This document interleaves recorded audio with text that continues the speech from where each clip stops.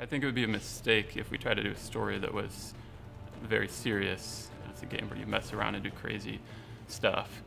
So to match that, you need a crazy story that couldn't take itself too seriously because it just wouldn't fit.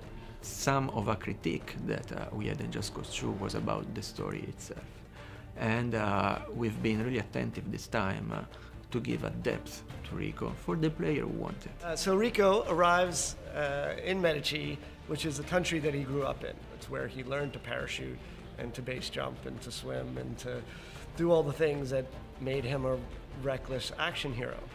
One night, a coup happened and Di Ravello took power. On that night, his parents were killed and he had to escape from the island.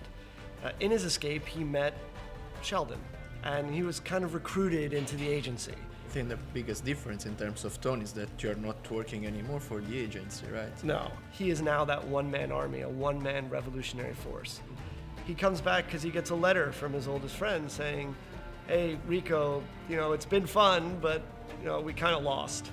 And Mario knows what a great action hero Rico is, and suddenly the tides start turning, and people start joining the rebellion, allowing eventually the exiled leader who was pushed out those many years ago during the coup to come back and start rebuilding a democratic state.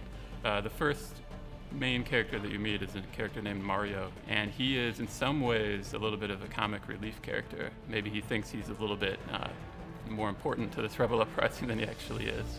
We introduced Di Ravello as soon as possible, and we're trying to build basically a rivalry, almost a one-on-one rivalry with the player and Di Ravello throughout it. The story involves a super element that the evil dictator uses to build these super weapons.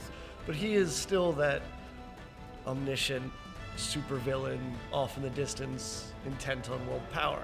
And of course, the ultimate outcome is a confrontation with Di Ravello. The discovery of this Bavarium, which was sort of accidentally leaked to him from Dima, Rico's friend, the scientist, caused him to raise his goals even higher.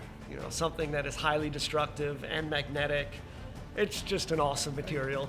The next level of uranium, if you will. We hope that the characters are enough fun that you don't mind the 30-second cutscene that's introducing what absurd mission you're about to go on. At first we were going to just do regular motion capture and do our VO in it, but to try to improve the quality a little bit, we ended up using full performance capture. So we capture the facial animation with the actors in full suits, including their voice. What this does is you get a little of the gesticulation that we all do, and it ties with how they're emoting within their voice. It's a subtle difference, but I think it improves quality quite a lot.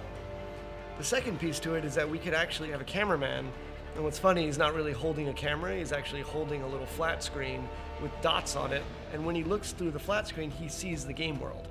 So you're actually able to capture the world. This really helped quite a lot in bringing life to our short cinematics. From the beginning, we know that, this is our mechanics, and we prototyped them really early, so we kind of know exactly how they're going to work, so we can kind of be building missions around that. I would say from a gameplay perspective, our missions are excuses to let you try cool things and do cool things. And we've kept there the same philosophy, which is all over the place in the rest of the game, which means leave the player free to experiment and reach his goals the way he prefers. There's between 20 and 30 missions right now, and JC2 I think was like 6 missions or something, so it's a lot bigger than that. The challenges are, they can almost be thought of as mini missions, but with the big difference being that they're repeatable and they have leaderboards, so they're the kind of things that we encourage players to play again and again and try to get better and better scores in. A lot of times we'll put a challenge start that's right next to where the mission ends. Many of the missions involve rebels involved in combat that Rico is also involved in. Like for example, in the civilian settlements that you're liberating, you can, there's police stations in most of the towns. The idea is to cause havoc in the police station by blowing stuff up and wrecking everything. And rebels will start coming in to assist you. And they have fully fleshed AI involved in this faction versus faction combat, so you can, to some extent, leave them there and let them continue to take care of the police station while you're going to, say, rip down a statue or do whatever else you want to do in the town. We're trying to build such a systemic AI as possible, and what I mean by that is that basically they can handle kind of all situations. We create a response, so if they hear a gunshot at any point, they should kind of react in a systemic way to that. So if they see a military or the military sees them, they're gonna start fighting each other, and so it's having a balance so that should happen, but it shouldn't turn into like World War III inside of a town. You know, these people live in this world and they want this revolution to succeed. And it's not just about destroying everything and walking away.